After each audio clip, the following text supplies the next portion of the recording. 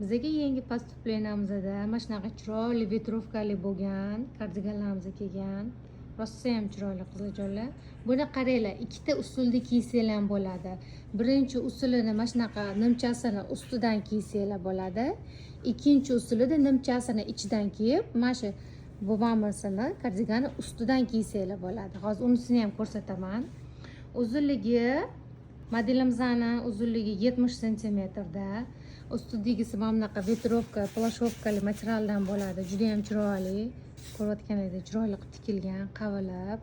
Bunisi kashmirli bo'ladi. Chiroyli cho'koq rangda. Hech qayerda hech bir unaqa detallar yo'q. Skromniy, bogatiy anaqada. Tak. Modelimiz mana bunaqa puguvitsali bo'ladi. Knopka tugmachali. Mana ochilishi. Ustidagisini yechib tashlaganda qizlar mana shunaqa chiroyli stoyka yoqali. Yoqasi vязанный materialdan, vязка bo'ladi. Mana shunaqa chiroyli yoqa, до конца zamokli bo'ladi. Ikkita yonida katta mana bunaqa ovalniy cho'nchagi bor. Bunisi ham anaqadan, vязанный materialdan. Mana ikkita tarafida cho'nchagi bor.